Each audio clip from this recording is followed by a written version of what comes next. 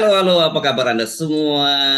Assalamualaikum warahmatullahi wabarakatuh. Kita ketemu di akhir Waalaikumsalam. pekan, hari Ahad. Ini kita khusus menyapa Ustadz Rocky Gerung. Ya, kalau Ustadz enggak, ini nggak ada masalah. Ustadz ini kan bahasa, artinya sebenarnya juga guru lah gitu ya, sama ya. Dan Ustadz Rocky Gerung lagi di situ Bondo ya, Bung Rocky ya. Bondowoso, saya di Oh Bondowoso. sorry situ Bondo, Bondowoso. Saya sering salah-salah antara situ Bondowoso. Ini daerah pedalungan ini, Madura overseas gitu nyebutnya ya. Ya, ini Ya, wilayah Madura sebetulnya. ya, ya. Ini di pesantren dong Anda ya, sedang ya? Oh ya, saya lagi di pesantren karena eh, diundang untuk bicara dengan Gus Toha itu atau Hmm. Ustadz Toha. Dan ini pesantren yang saya kira punya kemampuan untuk membuat masa depan itu cerah gitu. Ya, ya, ya, Karena ya. Saya pernah ke situ. Apa nama pesantrennya? Saya lupa. Saya pernah ke situ juga itu. pesantrennya saya tunjukin sedikit. Oke. Nah, apa ini perlu ya? Eh, Semacam bukletnya dari pesantren ya? Ya, ini namanya pesantrennya. Ini ada majalah yang Al-Islah. Ya, ya, ya, ya. Al-Islah ini. Jadi di Ya. dalam majalah ini yang kecil kita bisa lihat seluruh aktivitas, mulai aktivitas keagamaan, sosial, bahkan perencanaan untuk mereka lagi bangun gedung yang akan jadi pusat penelitian tentang Islam dan ilmu pengetahuan. Tetapi bukan Islam dan ilmu pengetahuan, tapi ilmu pengetahuan di dalam Islam itu. Jadi Oh, dari oke, mana oke. saya ada di situ dan menganggap bahwa memang di dalam ayat-ayat Quran ada fasilitas untuk menginterpretasikan kedudukan ilmu pengetahuan. Dan itu Hmm. yang saya anggap bahwa uh, pesantren ini didesain secara modern untuk sekaligus membaca perkembangan ilmu pengetahuan. Ya, ya, ya, Itu. ya. Ya ini kan pesantrennya aslinya punya Kiai Maksum ya. Kalau nggak salah ini orang tua dari Gus Toha ini Gus ya. Toha.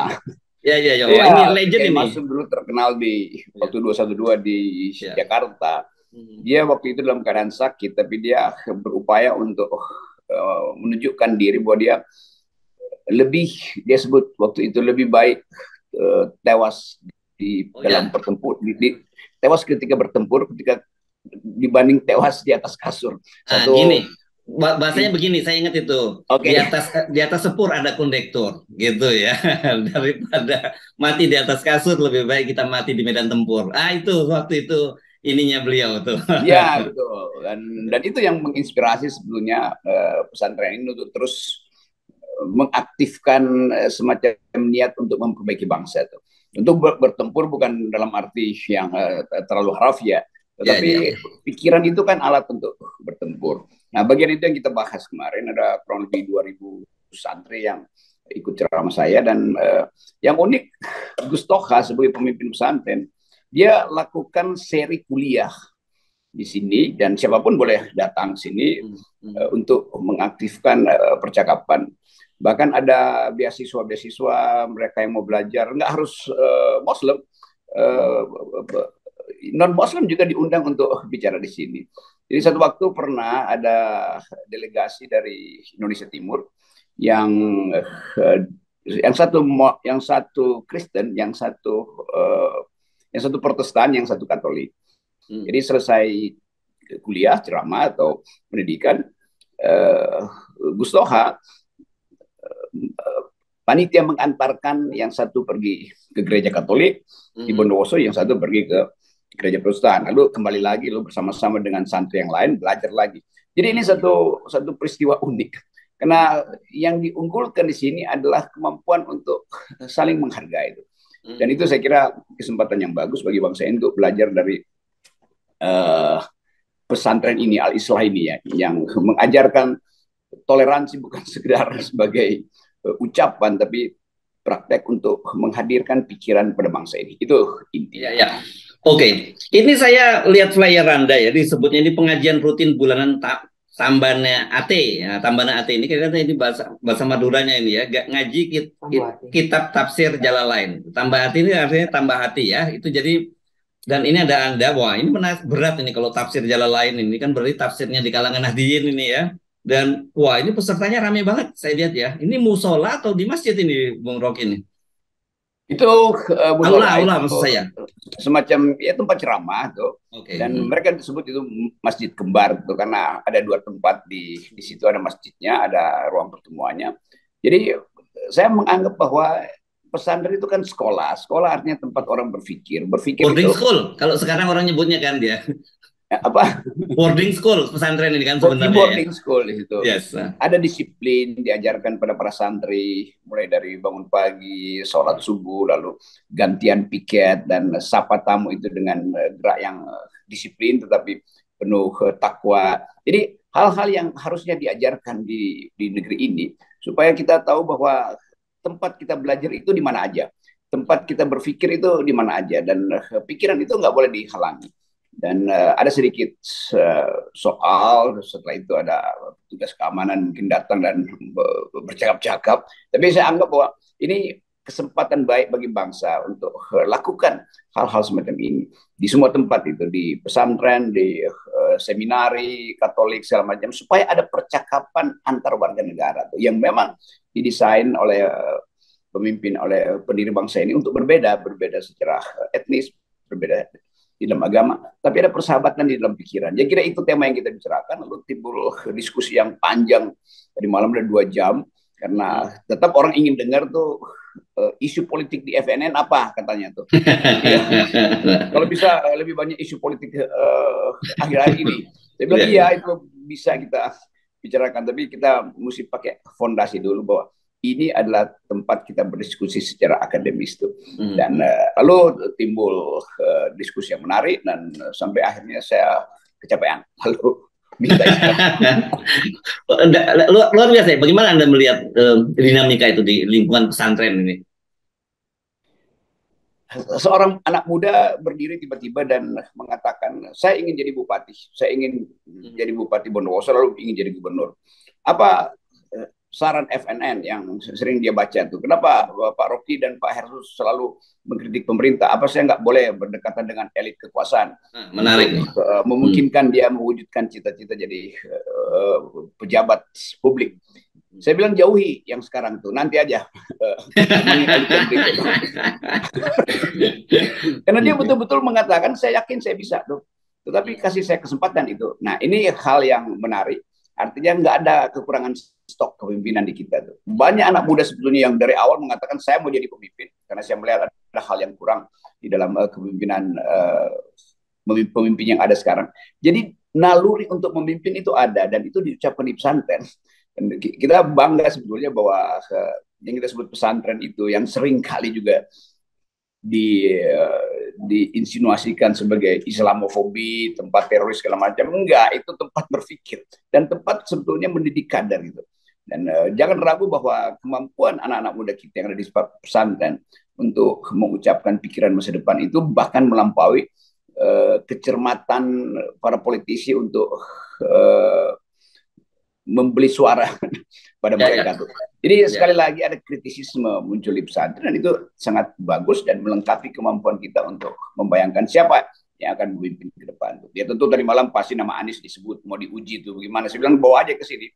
Anies suruh bicara dan juga Ganjar segala macam supaya kita uji di ruang akademis kemampuan mereka yang menentukan kita. Itu temanya. Ya.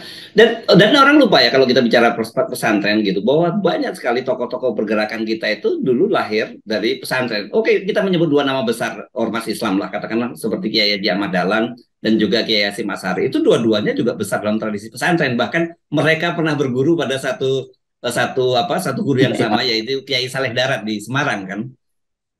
Ya itu. Jadi kalau kita lihat, kita refleksikan kehidupan intelektual kita, itu dimulai di pesantren memang. Sebelum sekolah-sekolah barat ada, sekolah-sekolah yang didesain Belanda ada, udah tumbuh pesantren yang bahkan membaca filsafat Timur Tengah, filsafat barat itu dalam terjemahan bahasa Arab, dan berupaya untuk memberi fondasi pada bangsa ini. Jadi bangsa ini sebetulnya ditumbuhkan fondasi intelektualnya dari pesantren. Itu yang menyebabkan kita selalu percaya bahwa kalau pesantren diasuh dengan tanpa kecurigaan, maka akan tumbuh bibit pengetahuan, akan tumbuh bibit kepemimpinan. Itu dua konsep yang kita perlukan, kepemimpinan dan pengetahuan tuh. Nah, kalau kita pasangkan itu, ukurkan pada caleg-caleg sekarang atau capres-capres sekarang, itu jarang sekali kita dengar ada capres yang punya dua kapasitas itu, pengetahuan dan kepemimpinan tuh. Yang ada adalah kekuasaan orientasinya itu. Kekuasaan itu hal yang teknis bisa dicapai. Tetapi dengan meletakkan fondasi kepemimpinan basisnya pengetahuan, kita percaya bahwa kita bisa duel dengan pemimpin-pemimpin dunia, duel dengan generasi baru global yang juga ada dalam tema yang sama, mengupayakan dunia yang dituntun oleh pengetahuan, tapi dengan kepemimpinan yang basisnya etis. Nah, basis etis itu jelas itu diproduksi di pesantren. Ya, ya. Oke, saya mengamati Anda ini dalam beberapa waktu terakhir ini ada sesuatu yang menarik ya. Bulan lalu Anda diminta bicara dalam komunitas masyarakat Aceh untuk bicara tentang Nabi Muhammad dalam peringatan Maulid Nabi. Sekarang Anda ke pesantren dan saya kira kita mesti apa ya? Sebenarnya di level grassroots itu ada keberanian untuk kita menyeberang gitu ya, berbicara antar perbedaan keyakinan bahkan perbedaan pandangan gitu. Dan saya kira ini yang sekarang kita sangat khawatir karena kita itu sekarang disekat-sekat oleh yang namanya pembelahan dan itu kemudian narasinya ya karena adanya fobia tadi. Saya kira mungkin oke ada fobia terhadap Islam, tapi saya kira orang Islam sendiri juga punya stigma tersendiri juga terhadap non-Islam gitu. Ya, fobi-fobi itu kan dihasilkan oleh kepicikan itu. Saya udah duga ini nanti mungkin beberapa jam lagi pasti banyak buzzer yang mulai menghina saya dan ya seperti biasa mengkritik kenapa ada di pesantren, lalu mulai sindir-sindir apa pesantren itu udah kehilangan narasumber sehingga Rocky Gerung diundang terus. Mereka nggak bisa paham bahwa percakapan itu dimaksudkan untuk menjembatani perbedaan.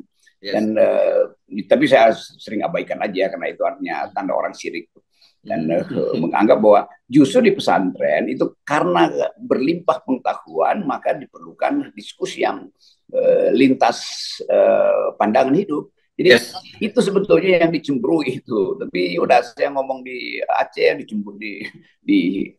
dileceh-lecehkan, ngomong di Bondowoso ini juga pasti begitu.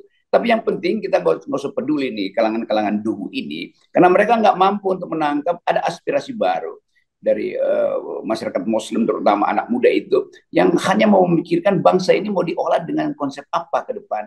Itu artinya kemampuan mereka untuk melihat masa depan itu udah nggak bisa tertahankan. Jadi mereka yang ingin menahan anak-anak muda di pesantren untuk berpikir lintas pengetahuan itu artinya ketinggalan zaman. Jadi para pengkritik sebetulnya para pengkritik saya itu nggak mau saya bergaul dengan Muslim, nggak mau saya bergaul dengan anak-anak muda yang punya aspirasi keadilan tapi basisnya adalah studi tentang Islam. Itu semuanya adalah studi. Ngapain mesti nyinyir kan? Jadi sekali lagi saya ingin pastikan bahwa banyak pesantren yang bersiap-siap untuk menjemput masa depan. Dan karena itu pengetahuan berlimpah. Terus saya bicara dengan teman-teman di Bondowoso ini itu mereka tahu semua hal tentang dunia. Jadi bayangkan misalnya kalau terjadi kampanye politik 2023-2024 nanti, semua orang akan lihat pesantren mana yang punya kemampuan untuk mengolah masa depan. Nah di situ buzzer-buzzer akan tertinggal karena buzzer ini kan nggak punya perspektif masa depan. Yang masa lalu aja dia nggak paham. Ya. Oke, tetapi saya kira seperti biasa lah ya, buzzer menggonggong, Rocky Gerung berlalu gitu. Ya itu yang mungkin di dalam hati saya pakai begitu aja, silakanlah menggonggong-gonggong. Tapi kalau kita diundang untuk mengucapkan sesuatu, kita ucapkan dengan jujur. Kritik pada pemerintah saya ucapkan dengan jujur, walaupun ada mungkin sebagian yang merasa terlalu tajam kritisnya. Saya bilang enggak, saya tidak tajam karena yang harus tajam oposisi. Karena oposisi nggak ada, maka saya asap pisau saya sendiri kan kayak begitu tuh. Jadi sekali lagi pikiran itu tidak perlu ditakuti. Pikiran itu justru melengkapi kemampuan kita untuk mengolah keadaan. Kalau kita sekedar mengolah keadaan dengan insting ya bagus juga, tetapi insting kita itu kadang-kala tidak mampu kita tertibkan kalau dia berubah menjadi ambisi itu. Nah, pengetahuan mencegah insting itu menjadi ambisi. Nah, itu yang harusnya kita pamerkan pada kekuasaan atau tokoh-tokoh yang seorang berambisi untuk masuk dalam politik tapi tanpa gagasan. Ya, ya. Nah, tapi saya kira kenapa saya antusias untuk mengajak Anda berbincang soal ini karena kita terus ingin mendorong ya percakapan-percakapan ini, percakapan antar iman, percakapan antar warga negara, gitu ya. Tapi bukan soal kita tidak bicara soal akidahnya, tapi kita lebih bicara pada bagaimana yang Anda sebut selalu, saya mengutip Anda ini ya, muamalahnya, kan gitu ya. Ya, Dan kita diikat sama-sama oleh keprihatinan terhadap keadaan ekonomi, keadaan politik, keadaan sosial, yang semua parameternya menunjukkan pemburukan.